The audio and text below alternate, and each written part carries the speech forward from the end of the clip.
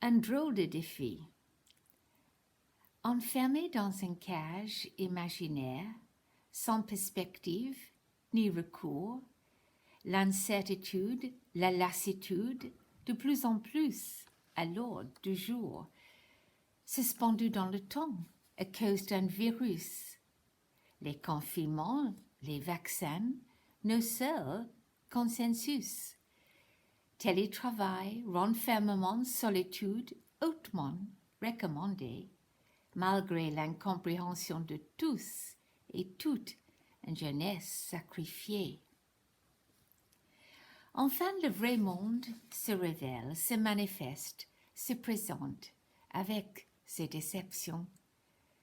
Le regard sur soi-même, sur les autres, sur la vie, laissant peu de place pour conciliation.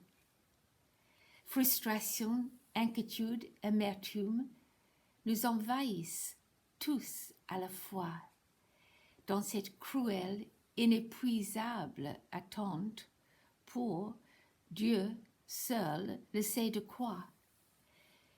Cogiter, réfléchir, sans douleur, sans précipitation, il y a des choses à tirer de cette bizarre situation.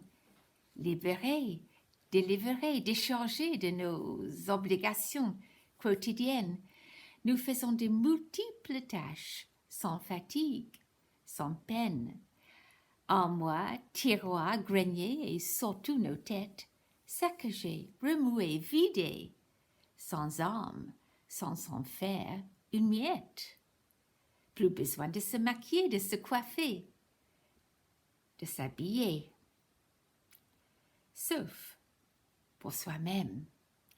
Restons en pyjama, en chaussons ou toute nue, sans problème, sans gêne.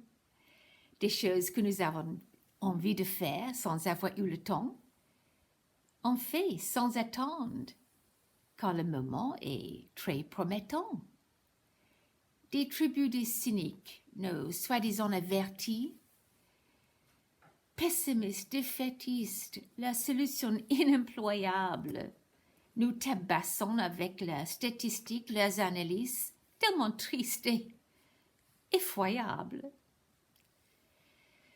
Les ténèbres, la barbarie, avec ses atrocités, nous guettent toujours. Mais la bonté, la bienveillance, la grâce nous protègent et nous entourent. Nous sommes des êtres vivants, des esprits libres.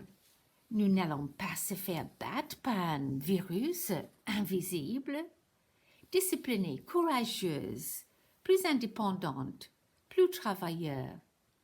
Nous devons proposer, oser, préparer un monde pour tous, un monde bien meilleur. Aide toi-même et si possible les autres.